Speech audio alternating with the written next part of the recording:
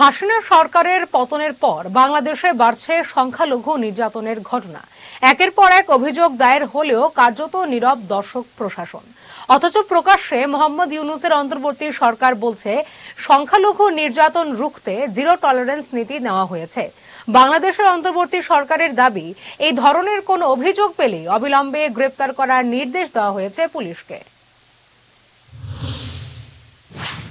বাংলাদেশের অন্তর্বর্তী সরকারের মুখ্য উপদেষ্টার উপপ্রেস সচিব আবুল কালাম আজাদ মজুমদার শনিবার পরিসংখ্যান দিয়ে দাবি করেছেন, ধর্ম, বর্ণ, জাতি, লিঙ্গ নির্বিশেষে বাংলাদেশে মানবাধিকার প্রতিষ্ঠা করতে চাইছে ইউনূস সরকার।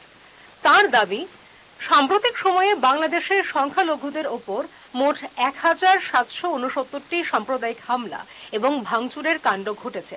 এই হামলা, ভাঙচুর এবং লুটপাটের ঘটনাগুলিতে সংখ্যালঘু সম্প্রদায়ের জীবন, সম্পদ ও উপাসনালয় মিলিয়ে ২০১০টি অভিযোগ অন্তর্ভুক্ত রয়েছে। এর মধ্যে ৬২টি অভিযোগ দায়ের হয়েছে এবং গ্রেপ্তার হয়েছে ৩৫ জন। ইউনূস সরকারের দাবি, সংখ্যালঘু নির্যাতনের যে অভিযোগ করা হচ্ছে তার অধিকাংশই রাজনৈতিক হিংসার ঘটনা। বেশ কিছু ঘটনা সাজানো বা ভুয়ো ঘটনা। বাংলাদেশ সরকার বলছে, এই অভিযোগগুলির মধ্যে ১৬১টির কোনো ভিত্তি নেই। আবুল কালাম আজাদ মজুমদার সাফ বলেছেন, সরকার দেশে সাম্প্রদায়িক হিংসা রুখতে জিরো টলারেন্স নীতি নিয়েছে। পুলিশকেও নির্দেশ দেওয়া হয়েছে সব অভিযুক্তকে গ্রেপ্তার করতে হবে। এছাড়াও প্রতিটি স্থান ও প্রতিষ্ঠান পুলিশ সরেজমিন পরিদর্শন করেছে।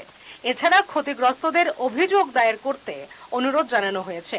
তাদের সুরক্ষা নিশ্চিত করতে যথাযথ ব্যবস্থা নেওয়া হয়েছে। Bureau report, headlines Tripura national.